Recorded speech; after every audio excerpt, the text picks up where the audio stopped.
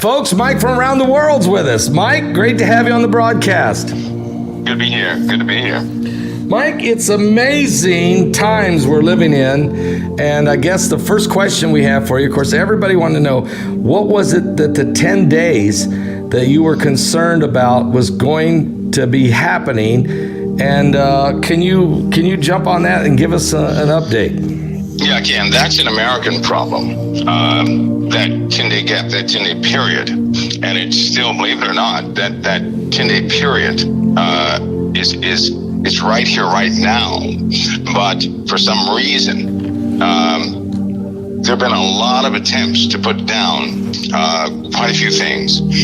If the ball is lost, that means that's going to be almost instantaneous trouble right here in the USA. That's for the USA. And to give you an example of that, there are, of course, you guys know that we have a bit of tension in our country. Many people may not know this, but the tensions have risen to almost a military standard type tension. Let me give you an example. There are, in California alone, of course, during the fires, many people probably noticed militia groups. Of course, they didn't know they were militia groups. And what these guys were doing, where they have appointed themselves security checkpoints in California over certain areas. There are other groups, for example, in Oregon, Idaho, Nevada, Arizona, they have assembled. And what they're doing is dispatching all these militia groups. We have counter militia groups also that are also being dispatched, organized all throughout the country. And so right now, there are a variety of militia groups that are highly armed. They have, their weaponry is just as potent as law enforcement, if not more. And they're just they're right underneath the radar, but they have assembled. Even the government cannot just go and disband these people, because they have to be careful how they approach them. Number one, they have lost, in the malicious eyes, the government no longer exists. And I don't believe that people are quite aware of that. In other words, you have states right now, you have states that have been organizing and contacting certain key individuals within states, their militias. You have militias themselves who will not follow the mandates of governmental directives, no matter who's in charge. And so these groups have already organized. These groups are out there. These groups have, they're growing every single day. One of the groups has at least 400,000 members, and this is of many different thousands of groups all throughout the USA. So you have all these individuals that are armed. You have all these individuals who are trained. For about the last 15 years, you've had specifically the last 7, you've had a lot of militia training taking place in the USA. In fact, when 2012 hit and everybody was doing the survival thing, that's when most of the resources began to float around. The armored vehicles then went to the police stations. Of course, everybody started seeing this. That's when they were beginning to train certain law enforcement individuals. Well, over the course of that time, lots of law enforcement have gotten out of law enforcement. These guys are highly trained, and they've been training. They've had training camps all throughout the USA training other people. So we essentially have multiple military armies, so to speak, within our country. It's all right here in the USA, but they have differences of opinion regarding government. And it almost broke out. And in fact, it's at a flashpoint right now. It really is at a flashpoint. Basketball, you wouldn't believe some of the tiptoeing, some of the negotiations that are taking place to keep these guys from moving on their own. For example, there's been 5 groups specifically who have been given a promise by governmental individuals so they would not make a move, because these guys no longer trust guidance from the government. They really believe that government will not act on behalf of democracy in the U.S. as they see it. Well, you have all these groups that have a difference of opinion regarding democracy. They can't agree with each other, and they are ready to they are ready to just face each other down to the death. And believe me, the tensions every hour, they're rising. They're rising and rising and rising. Mike, so there's the militias that are forming in almost every state across the country, probably every state, and they don't trust the government. Is it they don't trust the current administration, or is it they don't trust one political party or the other, or it doesn't matter? Or are these guys part of a group that wants to do a coup on America? Or are they worried about the election? Give us an idea of who these guys are. If you start going for the data, a lot of these guys are, I'd say at least 50% are conservative, real conservatives. Okay. And the problem is that conservatism, when you have a conservative group, right? And that conservative group, of course, they're going to have checks and balances they have to go through in the government. But when they start to see a brick wall where they can't really establish things in government, and then they hear, by way of their hearing, if President Trump, he has to do some sort of, he has to be bipartisan on quite a few things. But when they hear this tone coming from him, because he establishes a type of peace in this country, they don't like it. They want it to be conservatism only. They're not, you would think that they would be radical right, but they're not. They're not radical right. We're talking about people who are, some are retired, some are, a lot of them are ex-military, and they just simply see the direction this country is going. They're not blind. They can see it.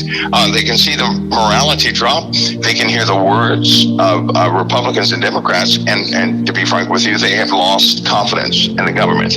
And so, but this is happening all over the U.S., but not only the U.S., it's also happening in France and Europe. They have a severe problem. They have a Islamic buildup in Europe taking place right now, and we're talking about an armed buildup. So we face some very critical moments within our countries, quite a few, but the USA, most of all the USA. So as far as radical, crazy people know, now with these protests, because you have two sides.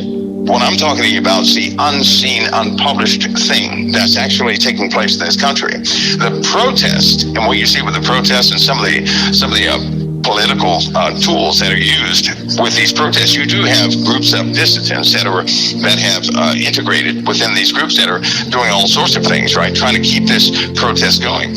But they are somewhat detached from what's going on as far as the armed individuals. And that's going to hit a flashpoint. It's almost unavoidable. And I'll say it again, you'd be surprised what the government is doing, putting out messages to these groups to keep them calm, because they were ready to move 2 weeks ago. And, quite a few policy shifts had to happen. If you listen carefully to any type of speech that's given out in this day, you're going to find that they're being very careful when they use inflammatory remarks and things of that nature. They're very cautioned. Now, this is on both sides, because they know that if these groups hear the wrong words, they're going to move. They're going to move within seconds. And it's a lot of people involved.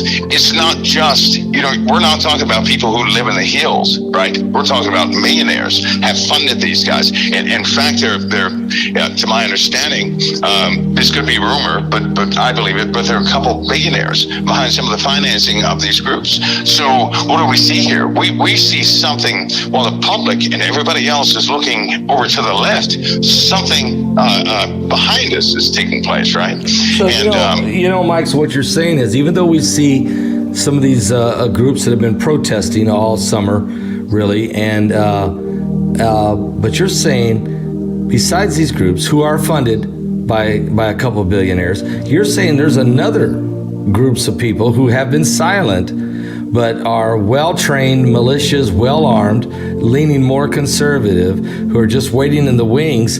And if anything, if something don't go right, and maybe this election is the flashpoint, it could get real ugly real fast in this country. So the government has to be preparing for this. Let me ask you a question, because it's easy. I can think of a couple billionaires that's funding the left side. I'm not sure who the guys are funding the right, but without giving their names, maybe you'll go into more of that during the deep state uncovered, where we don't have to worry about any censorship and you can let it all fly. Is that possible?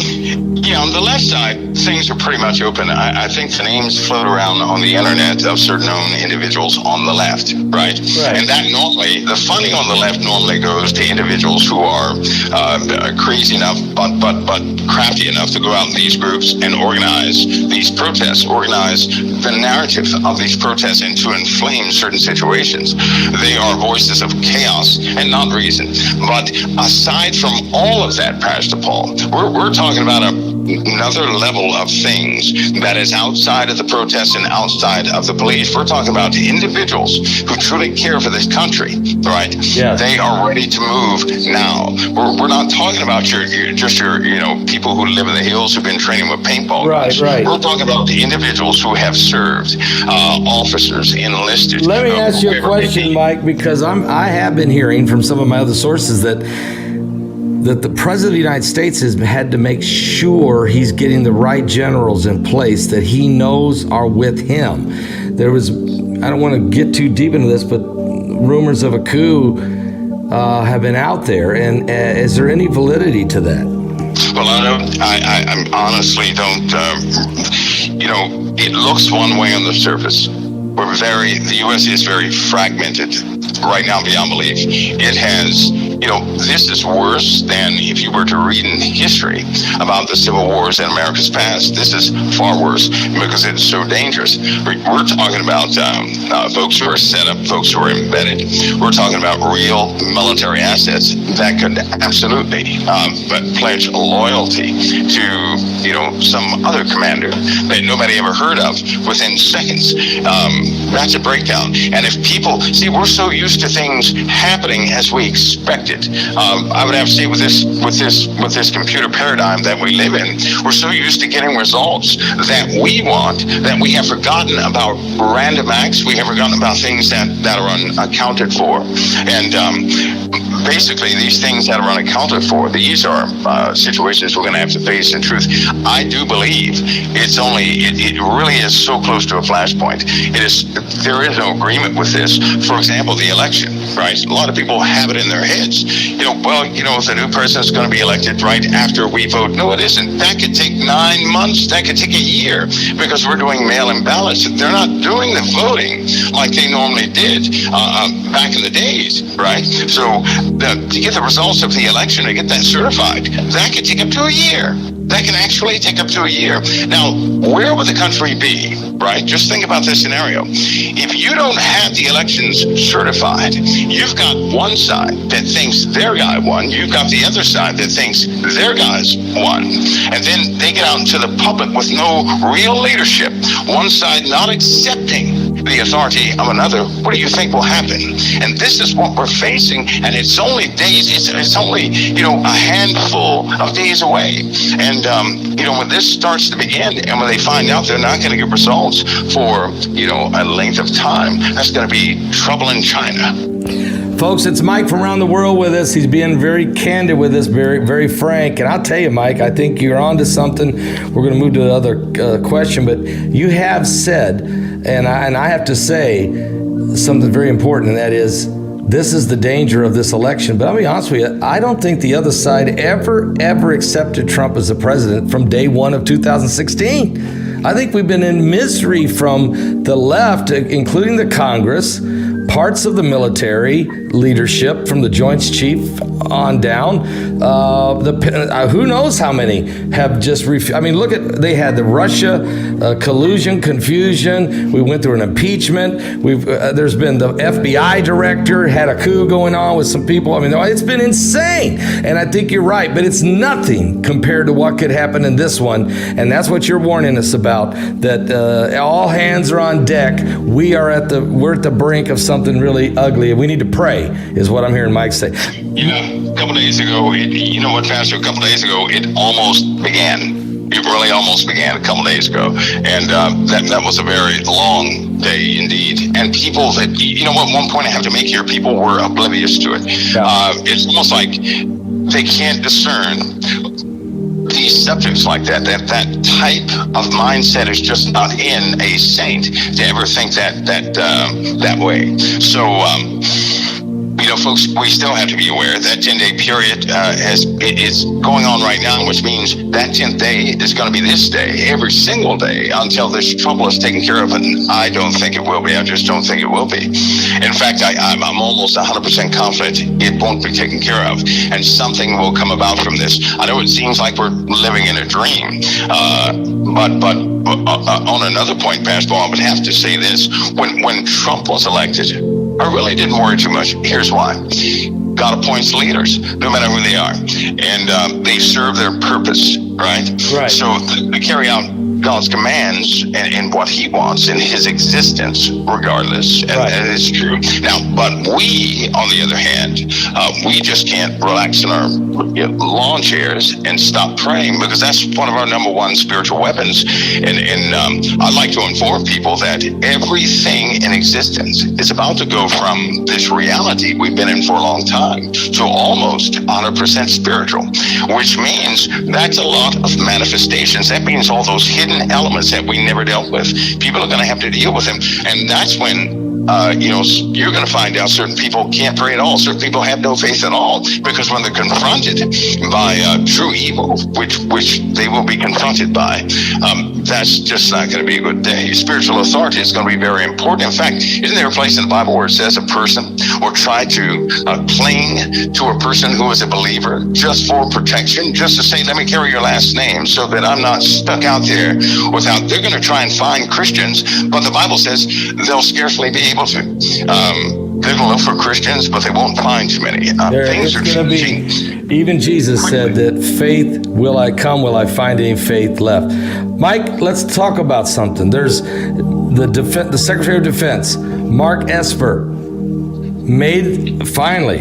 I mean, we've been hearing this, the rumors, there's been some speculation, but he came out and said it now that I asked you last week, what's the three most dangerous things we're facing? You said Russia, China, and you never gave us the third.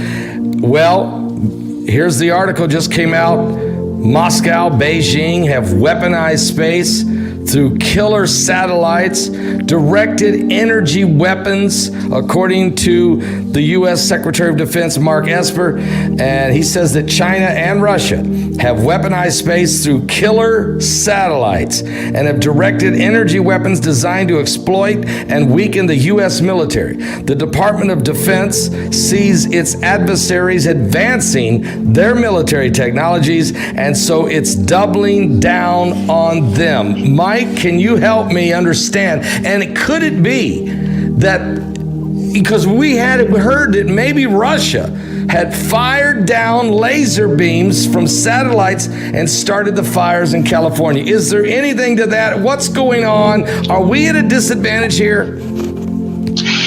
The USA? Yeah, because I'll say it again, sometimes, when you're on top too long, you can easily get out of shape, right? You can't. If you're not hungry enough, you're not going to move around enough, you can get out of shape. And then you can live under a type of delusion thinking that you can handle everything. And the countries that are starving hungry, they're the ones that are innovative. Most of our technology right now is not invented, nor is conceived in the USA. And that's very sad. The same laser system that our Navy has, that they stuck out in the middle of the ocean, China did that in less than 2 weeks and stuck it on the back of a truck. So that same expensive laser, even the one we have deployed in the Middle East, has been tested for the last 28 years. China had already perfected that type of laser system, and they were trying to get the parts, of course, that was a bit dispersed through a flight that went down, but because intellectual property was lost and the blueprints couldn't go forward from there. But China is very advanced, extremely advanced, and they can replicate just about anything. The USA is more of a manager of intellectual property, meaning that we get the greatest minds all over the world. We work with them, and then we produce, goods and services based in kind. Russia is extremely smart. That's why we were using their spaceships to get into space. Publicly, they were like that. Yeah, but didn't Obama kill the NASA program and just kill it and just said, hey, we're just, Actually, there's if people are thinking that the NASA program being killed was some thing just to get something else done, that's incorrect. That began back in the Clinton years, and it's not that NASA was ever destroyed. NASA was forced to change. It was forced to alter, was forced to agree with Russia by another party. So the USA was forced to do what they did with another party. As Christians, I know this is going to sound nuts, but as Christians, we always have to remember that all the nations have visitation. All of them do. Some of the people out there probably listening to your show, they know this. They're probably saying, "Oh, don't go there." So, but all the countries have advisements.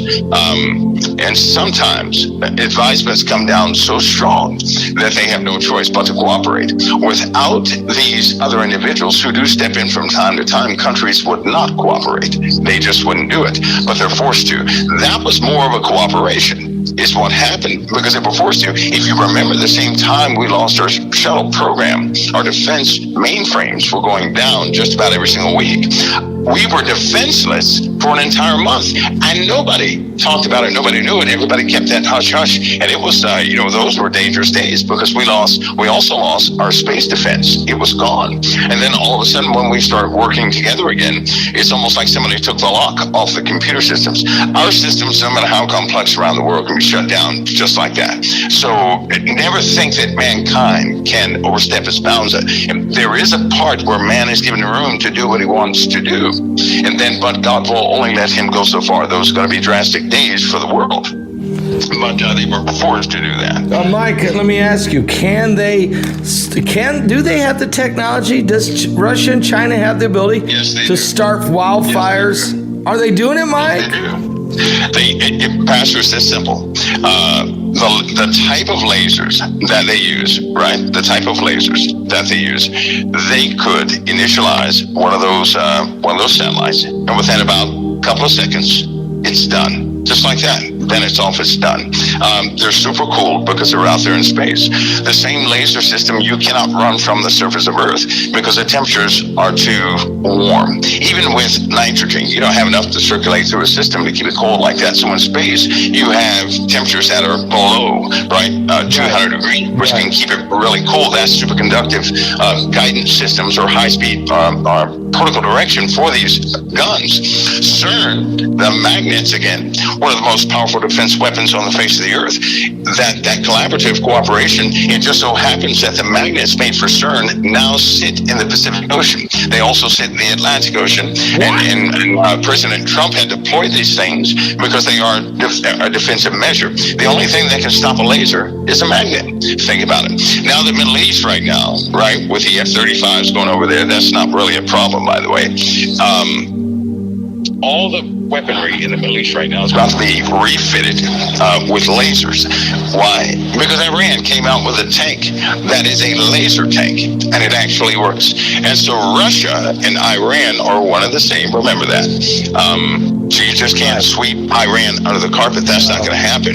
Saudi Arabia, don't get used to it because it's playing two roles, and eventually it's not going to be on the earth, period. That's going to be a wasteland. You have been saying that consistently now for it's going to be a wasteland. For like 3 or 4 years. I mean, you're and really, it's quite remarkable, to be honest with you, because and I'm going to go back all the way to Daddy Bush. Okay, let's go all the way back to Daddy Bush. From Daddy Bush on, America has pumped a ton of money into Saudi Arabia by purchasing the oil, which we now know we never needed to do because we got enough of it in Texas. But are we going to kind of ease away from Saudi Arabia? Are they going to be left standing there on their own 2 feet and can't defend themselves?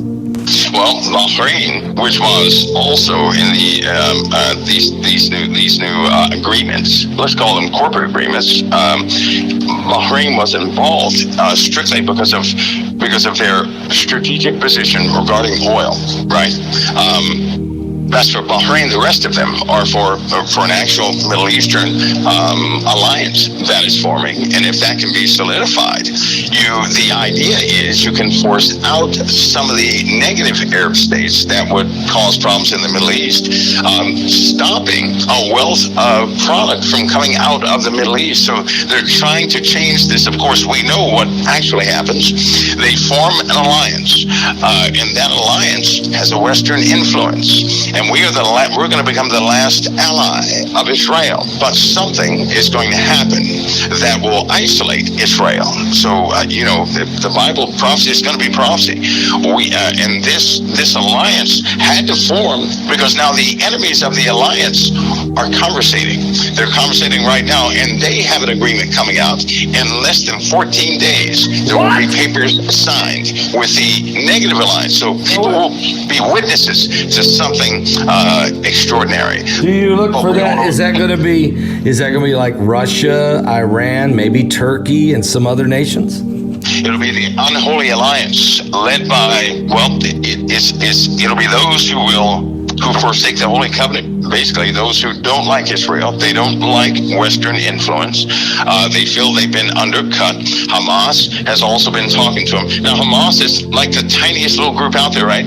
But you wouldn't believe how their cries have really touched these other countries. And now these guys they're just, the Middle East, the paradigm of the Middle East is changing so incredibly quick that people should keep their eyes open, because what they're looking for, we may think we're going to entertain that, but I believe it's going to be obstructed fairly quickly. Turkey, Pakistan, India is within question now because India is losing patience with the U.S. They're losing patience with us. Keep in mind that India's wealth line continues to decline. They have an issue with China. China is starting to become a heavy problem over there. And the U.S. has not made any direct intervention because we've been focused on other things. Well, India is taking offense to that. And the only reason they're quiet now is because, we still have some pretty good ties with them, pretty good relations, but it's falling apart left and right. And the more we are distracted here in America, Democrat and Republican, because they can't get their act together, international relationships are going to fall apart. I'll tell you one last thing about the Middle East too, Pastor Paul. I'm telling you, I have to say this again, I do not trust Jordan. I don't trust Jordan. And I think that, I'm not the only one, but I'm just voicing that publicly. When you have Jordan in the middle of things like that, they're going to pose a direct issue, a direct problem. But by the time people find this out, it's going to be too late. Do you think, well, as part of that, where they could cause some issues is, they have a peace deal with Israel that's been standing since '94, but they're in charge of the Temple Mount, and that's still going to be a sticky thing when the Israelis want to build that third temple. Don't you think that's when Jordan raises an ugly head? Well, here's one issue, Pastor. There's this one thing, and I only say this because I overheard two conversations when I was in Israel. One of them was an honest conversation, right? The normal conversation about the temple and some of the exercises, some of the mocked exercises and mocked sacrifices that have been taking place in Israel for the last 15, 16, 20 years, right? Because they have put everything together to the clothing and everything else. They just don't have the temple. They have been, everybody's been in training. But what I did over here, that was those who are in Israel, but they're against Israel, right? Yeah. Was that they would be responsible, right, for the orchestration of the temple, which means erecting it. And as soon as they get the temple built and all that land as it was, right, yeah, they would then hand it over. Because who's involved in this? The Muslims are involved in this. Jordan is involved in this. Jordan is a security hand in the Middle East. That's what Jordan is. Jordan acts as security in the Middle East for both Saudi Arabia. They're also the intellectual center, but they are, above all things, they are devout to Muhammad. Right, they are devout Islamists, and that is the core, the center of the knowledge bases right there. They're responsible for the institutes and everything else, and they have a vow with Turkey, and they have a vow with Iran, and they have a vow with all these other places. You wouldn't even believe it.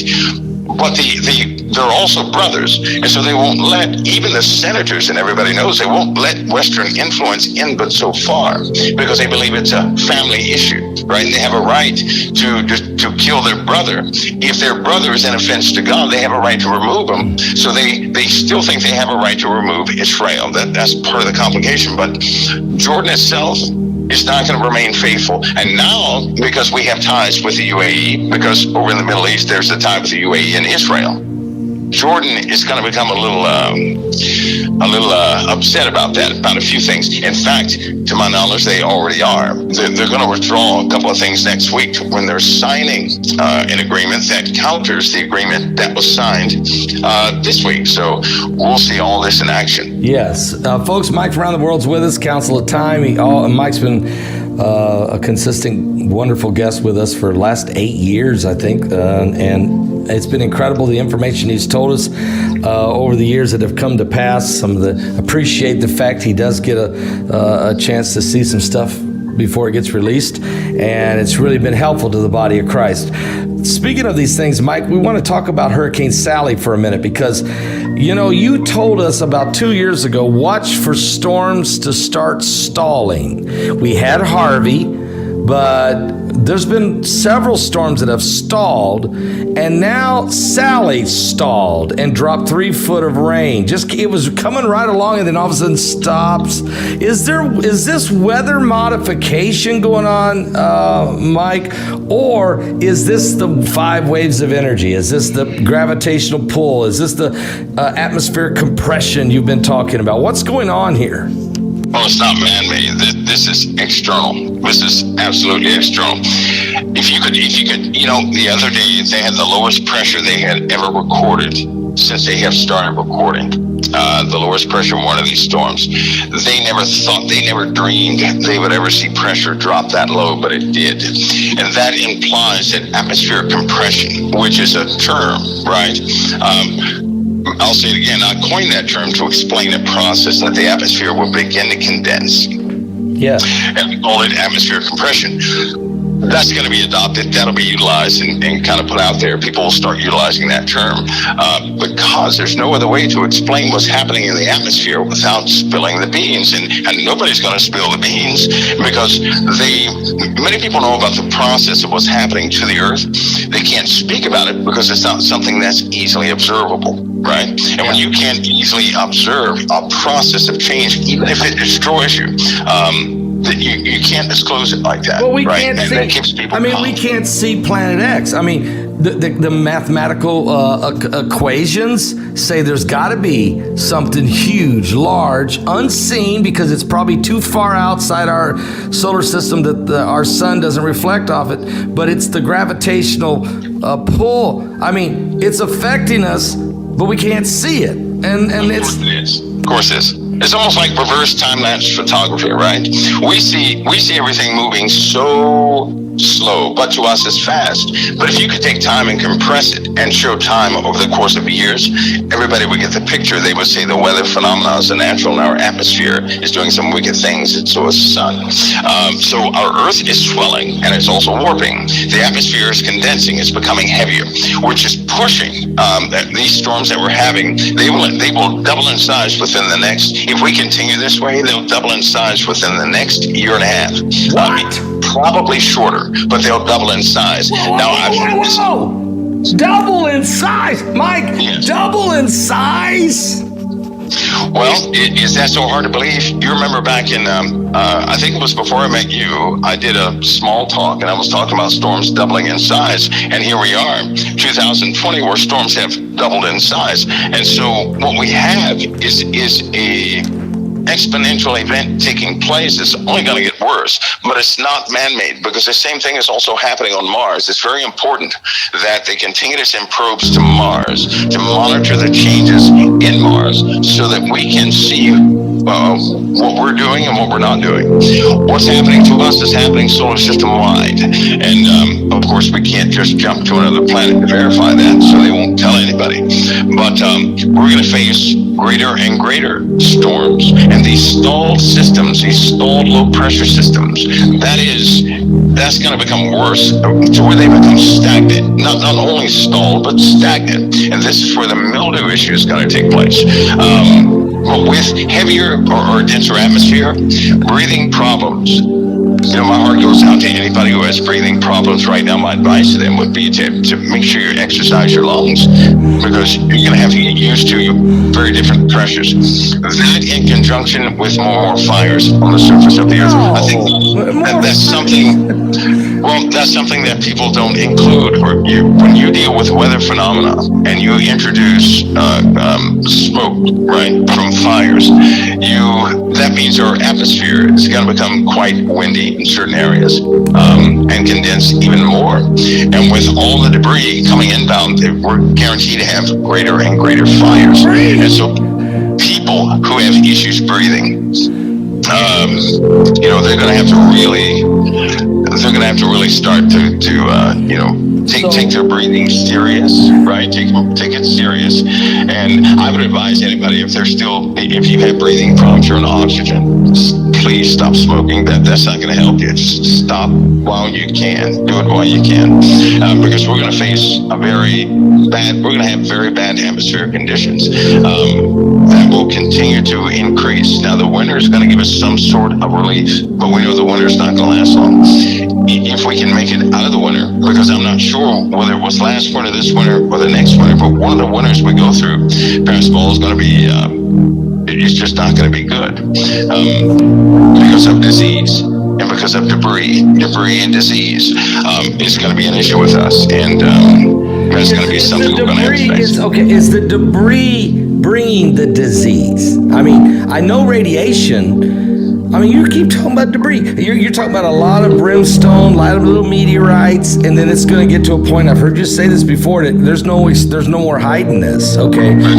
So is it bringing the disease with it, or is China going to release something? It will exacerbate what happens on Earth. Imagine this, Pastor Paul. Imagine every single week, every single day of the week, you get a few people who die from impacts every single day. What? Imagine every single day there's property damage or something of that sort. This is what we're going to entertain. Now, you're talking about large-scale fires. Not California would be small-scale, speaking in terms of this, because these things, they would be almost impossible to put out. And the Bible itself even tells us that, all the green grass is going to burn up. All of it. Didn't say some of it, all of it.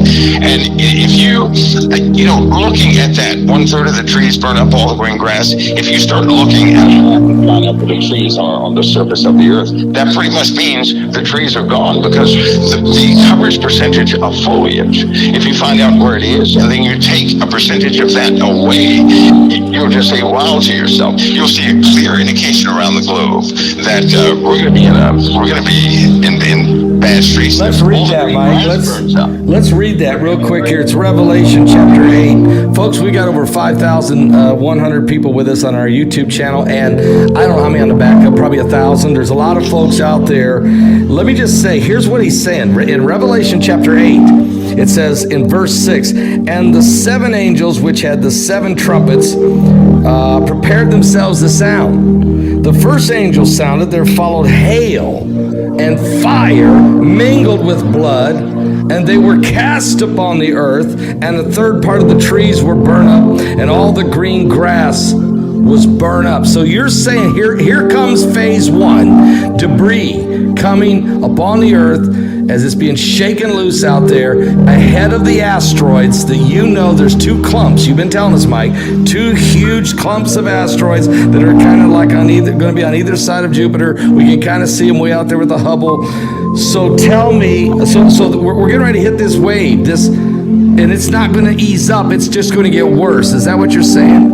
Yeah, and you know what? Most of the green grass, where is it? Is it in the northern hemisphere or southern hemisphere? Where do you think it is? Most of Southern?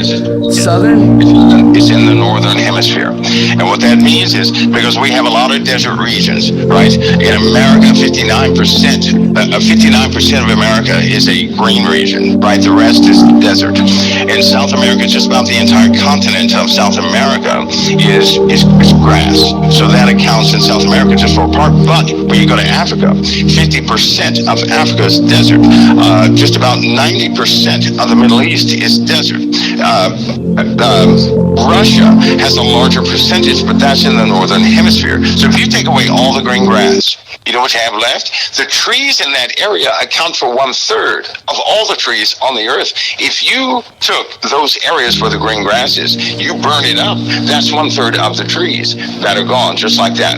And when you look on a map and you find out where all this grass is, because South America and Africa only account for I believe it's 37% of all the grass of the earth. The rest is in the northern hemisphere. That means the northern hemisphere is going to get the brunt of the impact of this thing. And if that is the case, if all the green grass is burnt up there, then the northern hemisphere, being that ignition point or whatever you want to call it, is going to become largely uninhabitable, decline in populace and everything else, because we have a chemical problem in the northern hemisphere. And when you know it, all the simulations worked out. We once thought that South America would be an impact zone. Wrong. Because of the way we're moving, right? Because of the way we're rotating. And they just confirmed this because of the two of the satellites that went beyond Jupiter's range enough to see by laser some accurate readings. The modeling is coming out different concerning how we move. We move in a way that they got it all wrong, let's put it that way, which puts our northern hemisphere as like a helmet, right? The northern hemisphere is like a helmet. So the grunt of the stuff is going to smack us right in the helmet. That's the northern hemisphere. So everybody will run southern-wise to get there. Now, funny thing about Israel. Israel is so funny. Israel sits at a strong magnetic point on the earth. But the depiction of Israel, unless you're looking at it from a satellite, is so far out of proportion you can't really see where it is. Israel is in a null zone, is where it is. So if these things begin to happen on the face of the earth, even external things, which they will happen, Israel has almost a natural barrier that will take effect from it. It's just a natural barrier. And but we're going to entertain some problems. That build-up in debris is you know what? They actually admitted in California, I believe it was, somebody will have to go back and find the tape, but there were witnesses. They saw two objects, two small, little, tiny objects. One was burning real bright, then it dimmed out, and as soon as it hit the ground, a small, plume started out there in California. Okay. Now, we know one was started by pyrotechnics, but they saw another one come in, and it lit up real bright, and then it dimmed out. But they saw it continue straight to the surface and poof, they said they saw a little plume there. So I would say that some of the fires that we're seeing on the earth, because there are a lot of fires right now, some of these fires are actually being confirmed to be started by things that have fallen to the face of the earth, and this came about due to insurance reasons and due to investigations. A lot of witnesses were saying that very same thing, that something lit up real big in the sky, went away, and then it hit the ground and kapoofed. But they also have fires in Russia right now. By the same thing is happening. Of course, they have permafrost, which will put out the fires. Don't burn as much like California. California is a tinderbox. And it's also a warning. But more and more of this stuff will face, which is going to make it it's just going to make it hard to breathe for quite a few people. Even right now, the air quality has gone down a pretty good percentage on the East Coast for the fires on the West Coast. And I'm not sure if people notice that or not, but it certainly is a measurable difference. And so people should really watch what they're, certainly if they're, I'll say it again, if you're smoking, try to quit now. They're going to change chemicals anyway. Try to quit now before you're forced to stop. Well, you talked about this about 4 years ago, I believe, maybe 5 years ago. You said there's a day coming that we're going to be living in where everyone's got to wear a gas mask. I remember you said first we'll be wearing masks and then we'll be wearing a gas mask. Well, we are wearing the mask now. That's for sure. It's happening. We're wearing the mask for other reasons, but I guess as this atmospheric disturbance takes place, as the incoming debris begins to pepper the earth and hit the earth, and as more fires and smoke begin and more people are being killed, and folks are going to be asking a lot of questions, Mike. They're going to be asking a lot of questions. Does Elon Musk, is he been brought into the forefront now with these huge massive government contracts to start working toward a colony on Mars pretty feverishly now? They're upping the date, the Starship, everything, they're getting ready. Do you see that? Is that partly part of the scripture where it says men will climb into the heavens, but God said, I will bring you back down, and there's some will be hiding in the rocks and the mountains to try to hide from the face of the Lord, but they'll finally cry for the rocks to crush them from the face of the Lord. I mean, are we living in that period right now? I think that as far as men going out into space, they've been off-world for a time now. Elon Musk being on the public side is also protected by conservatism, because when Donald Trump took office, he's not following the protocol all this secrecy stuff. He's just not behind it, and so certain people are protected right now. Even the subjects that are talked about right now. People ought to talk about it right now, because I guarantee you it's going to be a clampdown, another clampdown very quickly. Let me ask you, Mike, because I'm getting ready to interview Laura Eisenhower. Now, she's the great-granddaughter of the 34th President of the United States, Dwight D. Eisenhower. And she has publicly said that the United States government recruited her to be part of a secret space program to go to Mars. That she could have went to Mars. She could already be there right now. That there is already a space program on Mars. I'm going to be interviewing her for the deep state. I'm going to dig into that one, plus her great grandfather's meeting with the aliens, whatever happened out there, and I'm going to try to dig some of that out. It is a deep state, but is Laura Eisenhower, in your opinion, is she telling us actually? Is there such a thing as a secret space agency that she was recruited for? Well, here's the issue, Fastball. If it were right, right now nobody could prove that for or against either way. So still going to be a statement people have to take by the credibility of the individual, which is problematic within itself. Right now, nobody's going to come in present clear evidence for that. There are things established up there, of course there are, but on Mars, is that provable? Well, with even some of the there's on the internet right now, because it'll be scrubbed. There are comical pictures of things, right? You'd be surprised. I'll give you something before they pull it, because this might alter something. On the internet, everybody listen to me. On the internet, if you want to find out something real, attach comedy to your search bar.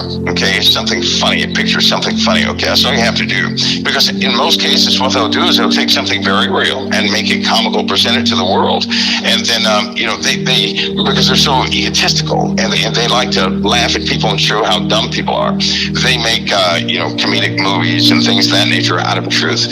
People can see that with there was a movie called Airplane. If you go back and look at that movie, certain things were discussed that we entertain right now, not back then. Secrets have been divulged in the same way, and they just laugh at people is what they do. But they're doing this. It's not that they're supernatural or any way. They're the ones coming up with all this stuff, and they introduce it in a way that makes it laughable to everybody else, and they also make it distasteful. So when somebody says, something is established on Mars, one of the first things that hit your mind is the programming. Education.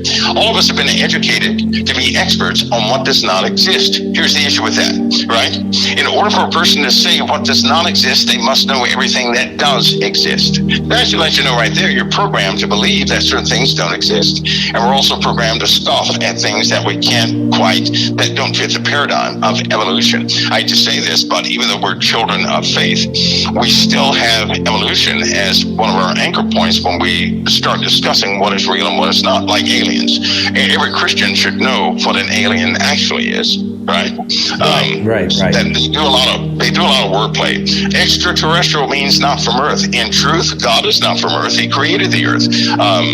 Jesus is not from Earth. Nobody in the heavens is from the Earth. The Earth was created, so all of them are extraterrestrial. But back a long time ago, there's simply the fallen angels, the ones that did not keep their first estate. They were cast here on the earth. They made it with women. They had offspring. Their children were known as evil spirits, this and the other. So all this stuff is in the earth, and they still do that today. They're still alive today. There's certain flesh and blood fallen beings right here on this earth today. And they run the tribes in these remote areas, and they're underground. They still have underground facilities and everything else.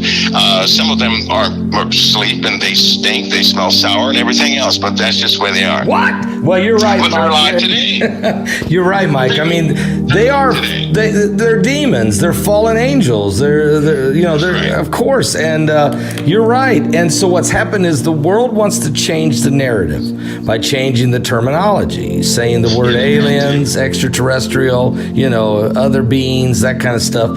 So they change the terminology, but the truth is, they are the fallen ones, the Rephahims, Nephilims, the demons, and we can call them whatever we want, but that's really what they are. You're right, exactly. And they're not done, are they, Mike? No, they're still at work. You have very few of them. Well, you have some of them right now, Pastor Paul, they're in bodies, right? So they're not spiritual. But the other half that are spiritual, the ones that are disembodied, they have no bodies. And that's what they do every day. They take genetic tissue from us, and they mix it with themselves to make bodies for the other spirits that are roaming the earth, right? So they make vessels that a demon can possess, and believe me, that number's gone up beyond belief. Anyway, that's a pretty long story. Well, let me throw something out there, because I'll tell you something.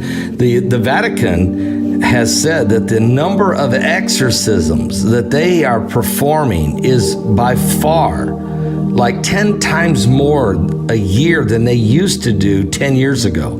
They said there's more people walking around that are absolutely beyond. I mean, we're talking about people, Mike, that the psychiatrists and psychologists are sending to the priest, calling the Vatican saying, you got to take this person. This is not psychology. So we really are seeing an increase of demonology, aren't we? And demons. We're seeing it, pure manifestation, Pastor Paul, because, I've never seen a time when these things can walk with such boldness. I mean, just flat out straight to daytime manifestation. At the same time, demons manifest. People see UFOs at a higher count. They go hand in hand because they're one in the same. And they rearrange the concepts of mankind. They want people to get that wondery feeling, because we don't know, but that's called worship. Because once somebody voluntarily looks at these things and desires to see them, that's called worship. And if you desire to see them and you get that good feeling from them, you're no longer worshiping the Lord your God. But we were warned of this, and this is happening. And once a person starts going down that road, it's very difficult to pull them back. Anyway, that's what they are, Pastor Paul. You have some in bodies. They're in bodies right now. Yep. You can hardly tell the difference, but they smell sour. But you can hardly tell the difference. And then you have some that are disembodied. These are the demons and everything else. But the ones with bodies, they're kind. They work just about everywhere, right? But they're so corrupted on the inside. Women are natural antennas to these things. I'll put that out there. Why do you think Satan never talked to Adam in the garden? He talked to Eve, right? As far as in every single book that you can look in, he talked to the woman, because the woman is able to hear, right? They're able to discern these spiritual voices that are going around. They just have to be careful which one they listen to, but they're able to discern it, right? Men, they're not going to pay attention to stuff like that. That's not. We're directive orientated. Women are more environmentally orientated, so they question everything. What was that? What is this? What's this feel like? Why did he do that? What is this? So they can hear spiritual voices. They have to be careful which ones they entertain. But evil's like that, and women today, they can tell when something's not right with somebody, right? Yeah. I guarantee you, just about half the women in the chat room were in a grocery store somewhere else, and they say, I got to get away from this person, and they walked away, and they don't even know why, but they were highly repulsed, and they knew something was wrong. They can sense danger. They can sense danger. They have to be that way, because they probably won't have the physical ability to overtake the danger. So they have to be more aware, more astute, more on top of it. You're exactly right. And they're more emotional, they're more touchy-feely, and thus they have ability to sense things quicker than men will. Men blow past stuff, ignore stuff, can't hear, selective hearing, whatever, knuckleheads. I mean, we're a little tougher to deal with. And so you're right, they have a more sensitivity to this. I think intuition's a really good word. Thank you. Mike, before we let you go, I know, man, I tell you what, you've been on a roll tonight. Tell us, you have really been on a roll tonight. I got to rethink this whole thing again. Tell us, what is the bomb you're going to drop? Of course, you're going to be one of the keynote speakers in Deep State, but what kind of bomb you going to leave me with tonight? You know, Pastor Paul, I know the elections are around the corner, right? Right. I tell you, people ought to be prayerful about your neighborhoods. And what I mean by that is people will begin to notice almost a type of wave of evil that will come through neighborhoods. And people are at their breaking point, Pastor Paul. Let me give you an example. It's distasteful, but let me give you this. There are too many cases of children who are 10 years old and younger who have killed their grandparents. Right, and I've been noticing that number's increasing. This world is turning very dark, and we can't lose our position now. Right, God made us to stand upright in this very time, in the time of trouble. I can also say this: that we were born with knowledge of Christ. Nobody had to tell us about Christ. We already knew about Christ. We knew He existed. And just to tell all your listeners this one thing, can I tell them that the Bible says God put a belief of His Son in you so that His Son will never lose you. That's why you believe in the Bible maybe a bit strongly, differently than everybody else in your family, because you were called above everybody else in your family. But the Lord put you right in the middle of trouble so you can make a change to that trouble. He never stuck you in this pretty camp where you can do no work. And it's time to stand up and do the work. And the work is where all the ruckus is. He made us to be lamps in the darkness. We are made to go out into the darkness. Why? Because it doesn't matter how dark it is, Pastor Paul. If you take a flashlight and you turn it on, you have light. No matter how dark it is, a tiny light will shed light on everything it touches. And that's what the Lord made us. Not to cower in the darkness, but to stand up in His truth. And we're going to have to know that. I mean, really know that, certainly in these trying times to come. Our citizens against citizens. We actually face a time when citizens hate citizens yet again. And we're not talking about racism. Forget about racism. They want you to think it's about racism, but I suggest it's something much deeper, and racism is one of the excuses used for this deeper dissidence. So we have to really start paying attention to scriptures. More pastors like you, Pastor Paul, we got to pay attention. We have to actually hear, because this is our time to stand up. The Lord has given us all this time. He prepared us biblically through examples with all the weird stuff and the good stuff and the bad stuff and all this stuff. He has trained us, and now it's time to take everything we have learned and stand up and begin to utilize it for the sake of our neighbor. He didn't put us here for ourselves. He put us here for somebody else, to make a difference in somebody else's life. And what does the Bible say, Pastor Paul? Everybody who's entered into Christ has ceased from their own labors. Right. So that means you're not doing what you want to do anymore. You're doing that mission of the Lord that He put in your heart when you were a little baby, when you comprehended biblical things and nobody taught you a thing, right? Right. I'm sure that everybody remembers that who were called of the Lord. They knew, and revelation was sown into them. Yes, they tried to ignore it, be normal like everybody else. Folks, don't ever make that mistake and be normal. Be exactly who the Lord made you to be, and continue to grow in the Lord, because now that you are needed, not the who was that guy they gave away in the Bible? They hid him over in the corner. Oh, we don't know this guy. Yeah. We did the same thing with our own personalities. We hid the person God sent here to earth, and what do? We acted to be like everybody else. Well, take that person and throw him away. That person that God sent here, allow that person to stand up. That's the real you, not the one that understands science so well. You're just one of these educated individuals, but the one who is bound in faith and always in faith, the one that understands revelation, and the one that won't cower away from these weird conversations, because you know Satan is behind most of this weirdness. But we need that. We need those standing individuals, the real children of the living God. This is that time right now. This is that time. It is time to stand up. But you're exactly right, Mike. Be that light in the darkness. Pierce through it in the name of Jesus. Mike, thank you so much. Want to have you back next Thursday night. We're getting closer. I'll see you next Thursday. All right, Pastor Paul. God bless you. God bless you. Thank you, Mike.